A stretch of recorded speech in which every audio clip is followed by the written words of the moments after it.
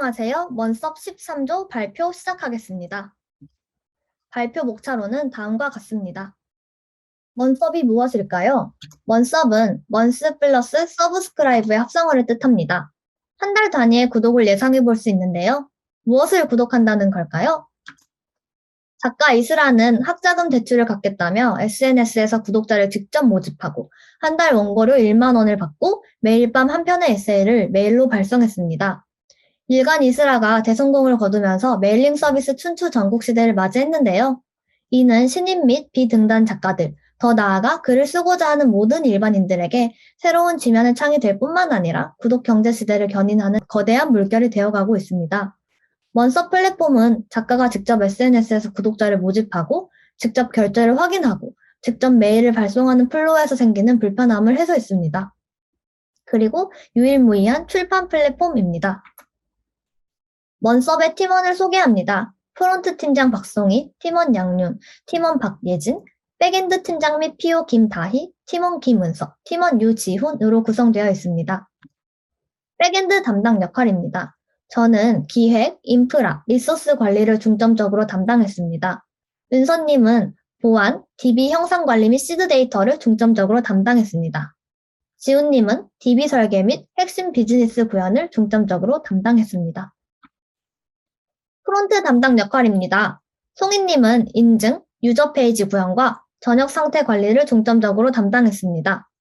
윤님은 게시물 생성, 수정 기능 구현과 라우터 처리를 중점적으로 담당했습니다. 예진님은 스위퍼 슬라이드 및 무한 스크롤, 시리즈와 채널 페이지를 중점적으로 담당했습니다. 먼썹팀의 최대 장점은 협업이라고 할 수 있습니다. 폭포스 모델이 아닌 에자일 모델을 도입하였는데요.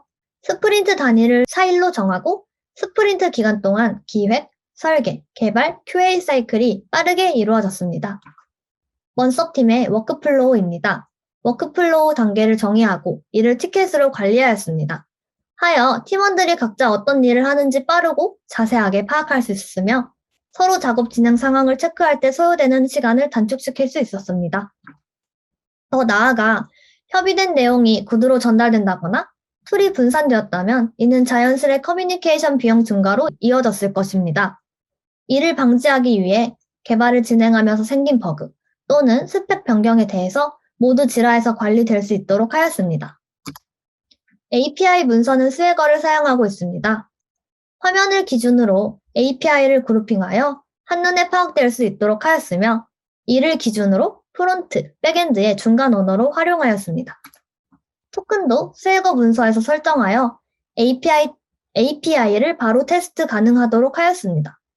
추가적으로 운영 환경에서는 API 문서가 노출되면 안 되기에 API 문서 접근 및 생성을 제한하였습니다. 마지막으로 백엔드에서 배포한 작업 내용을 로그로 관리하고 어떤 변경점이 생겼는지 빠르게 확인할 수 있도록 했습니다. 먼썹 서비스의 기술 스택에 대해 말씀드리겠습니다. 백엔드 테크 스택으로는 스프링 프레임워크, 자바 17, MySQL, log4j, 데이터베이스 형상 관리를 위한 플라이웨이를 사용했습니다. 프론트엔드 테크 스택으로는 자바스크립트 리액트를 사용했고 컴포넌트 관리를 위한 스토리북과 협업을 위한 ESLint와 프리티어를 사용했습니다. 배포에는 네틀리 파일을 사용했습니다. 개발하면서 발생했던 백엔드 테크 스토리에 대해 이야기하겠습니다. CI/CD는 GitHub 액션, 코드 디플로이를 사용하여 구성하였습니다. 저희 인프라 아키텍처는 다음과 같습니다. 저희의 첫 번째 테크 스토리는 아키텍처인데요. 프로젝트 개발을 하면서 가장 중요하게 생각했던 부분입니다. 현재는 단일 서버로 구성이 되어 있지만 확장성을 고려하여 분산 서버 환경을 녹여낼 수 있는 방식에 대해 고민했습니다. 이를 먼서 프로젝트로 나타내 보았는데요. N개의 도메인의 집합을 모듈이라고 지칭했습니다. 한 개의 어플리케이션은 N개의 모듈을, 한 개의 모듈은 N개의 도메인이 될 수 있는 구조를 반영하였습니다.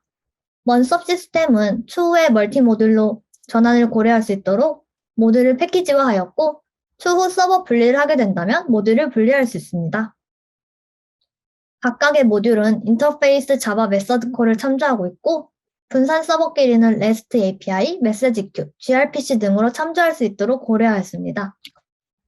하나의 서버로 관리되는 부분이 N개의 서버로 확장이 될 경우 서버가 분리되어도 문제없이 확장할 수 있는 구조를 설계했기 때문에 이 구조는 추후에 프로젝트를 확장시키면서 적용해 볼 예정입니다. 더 자세하게 프로젝트 구조를 살펴보겠습니다. 현재 먼썹 모듈은 N개의 도메인으로 이루어져 있습니다. 도메인은 앱, 컨버터, 엔티티의 모음인 도메인, 그리고 DTO로 이루어져 있는데요. 여기서 앱 계층에 대해 자세히 알아보겠습니다. 먼썹 서비스는 단일 레포만 참조하는 단일 책임 원칙을 유지하고 컨트롤러와 서비스의 완충 작용을 하기 위해 어셈블이라는 개념을 도입하였습니다. 대개 3티어 레이어로 개발을 하는데요. 먼썹은 이를 확장시켜 컨트롤러, 어셈블, 서비스, 레포지토리로 구성하였습니다. 이와 같은 구조를 통해 프로젝트의 확장성, 유연성을 높일 수 있었습니다. 두 번째 테크 스토리는 CORS입니다. CORS 처리를 하기 위해서 설정을 코드에서 YML로 분리하였습니다. YML에서 허용 도메인과 리소스를 관리하고 있고 이는 추후 환경에 따라 설정값이 변경돼도 코드에 문제가 없기 때문입니다. 해당 사진은 클라우드 워치 로그인데요. 실제로 저희 서비스에 악의적인 요청이 들어온 경우가 있었고 저희 서비스에서는 CORS 처리를 제대로 했기 때문에 원상의 문제를 일으키지 않을 수 있었습니다. 세 번째 테크 스토리는 결제 시스템입니다. 먼썹 서비스 중에 작가가 게시한 시리즈를 구매할 수 있는 결제하기 기능이 있는데요. 결제하기 기능을 사용할 때 결제 요청 시 동시 결제 요청이 들어왔고 모든 요청이 받아들여졌으나 포인트는 실제로 한 번만 차감되는 동시성 문제가 있었습니다. 이를 해결하기 위해 낙관락을 사용하였습니다. 낙관락은 최초에 한 번만 커밋이 인정이 되는데요. 저희 서비스는 동시 결제를 허용해주는 전략을 가지고 있어 나머지 요청에 대해서는 재결제를 다시 시도할 수 있도록 낙관락과 리트라이 전략을 적용하여 해결했습니다. 네 번째 테크 스토리는 자바 17입니다. 저희는 자바 17을 적극적으로 사용하려고 했는데요. 데이터 클래스를 지원하는 레코드, 스위치 패턴 매칭 등을 적극 사용하여 코드의 간결함을 추구하기 위함이었습니다. 여기서 실드는 그림과 같이 다른 클래스들이 상속하거나 구현하는 것을 제한하고 허용되는 타입만 상속이 가능한데요. 개발 도중 클래스의 이너 레코드에 빌더 패턴을 사용할 수 없었던 문제가 있었고 클래스와 레코드 호환이 잘 되는 실드 인터페이스로 바꿔 빌더 어노테이션을 쓸 수 있도록 해결했습니다. 마지막 테크 스토리, 스케줄러입니다. 저희 서비스에서는 시리즈 항목마다 연재 중, 모집 중, 기간에 따라 현재 공고 상태를 표시해 줍니다. 하루가 변함에 따라 기간을 체크해가며 공고 상태 값을 갱신해 주어야 하는데요. 시리즈 목록 조회가 있을 때마다 데이터베이스에서 값을 조회하여 기간을 비교하는 것은 불필요한 작업을 반복하게 됩니다. 하여 스프링 스케줄러와 크론의 정규 표현식을 통해 비동기적으로 로직을 일정 주기마다 실행하고 공고 상태를 변경하도록 구현했습니다. 마지막으로 저희가 하고 싶은 이야기가 정말 많은데 시간 제약상 하지 못한 부분은 글로써 이야기를 나눠보려고 합니다. 궁금하신 분들은 먼썹 백엔드 팀의 발자취를 구경오세요. 이어서 프론트엔님이 발표하겠습니다. 다음으로 프론트엔드 테크 스토리에 대해 이야기하겠습니다. 프론트엔드 팀의 이번 프로젝트 구형 키포인트는 첫 번째, 아토믹 디자인 기반의 컴포넌트 구조화, 두 번째, 재사용, 유지, 보수하기 좋은 코드 작성, 세 번째, 공통 데이터에 대한 전역 관리로 설정했습니다. 먼저 컴포넌트 구조에 대해 설명해 드리겠습니다. 아토믹 디자인 개념을 도입해 바텀업 방식의 컴포넌트 구조화를 했습니다. 저희 팀은 커먼스, 도메인, 페이지라는 이름을 지어 3단계로 나누었습니다. 커먼스는 가장 작은 단위의 컴포넌트로 재사용성이 가장 높습니다.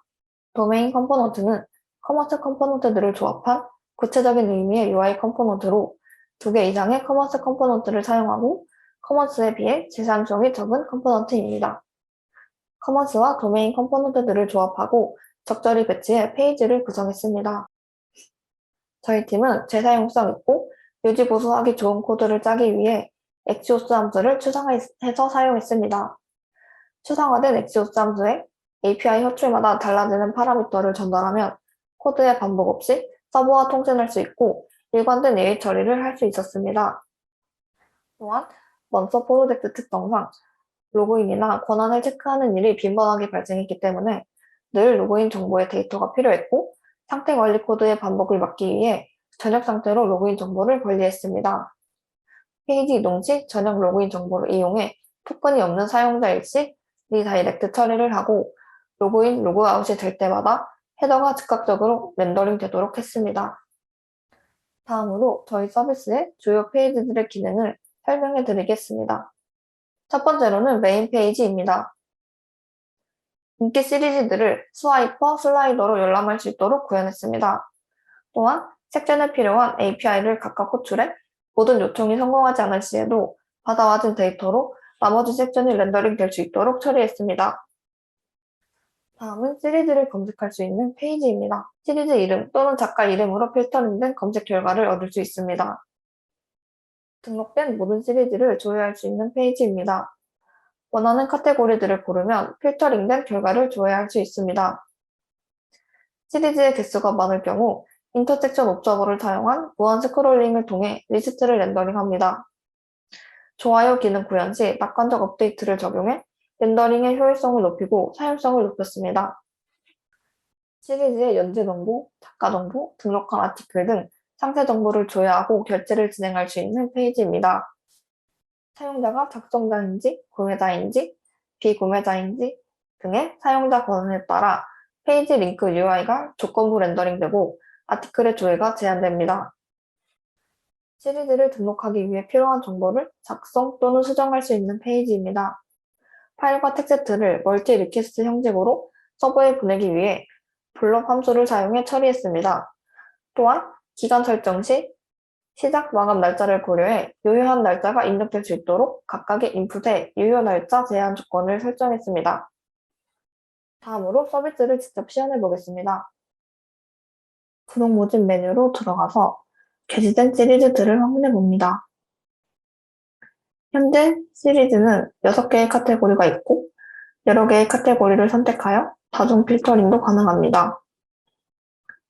다시 전체 카테고리로 돌아가면 이용자들이 작성한 여러 시리즈가 보이는데요.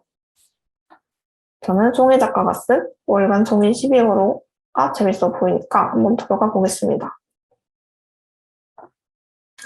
아티클을 조회하려고 하니 경고창이 뜨는데요. 결제를 한번 해보겠습니다. 결제를 완료하면 아티클을 조회할 수 있습니다.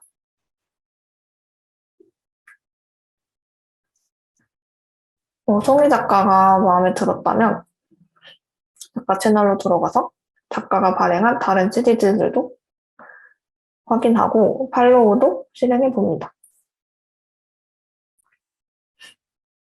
보다 보니 저도 송희 작가 같은 작가가 될 수 있을 것 같은데요. 상단에 글쓰기 버튼을 눌러서 시리즈를 작성해 보도록 하겠습니다. 썸네일을 등록하고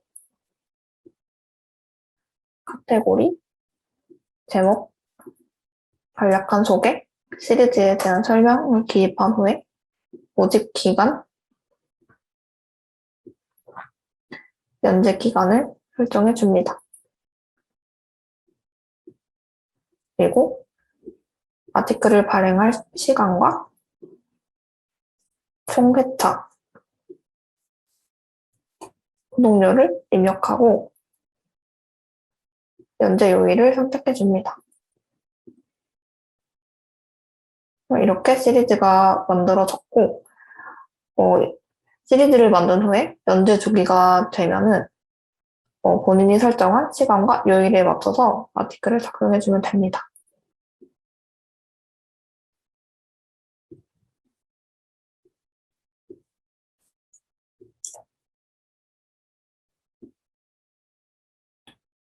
내 채널로 들어가 보면 내가 팔로우한 작가, 구독한 시리즈, 작성한 시리즈 모두 확인할 수 있습니다. 이렇게 해서 13조 몸써 서비스 발표를 마치겠습니다. 감사합니다.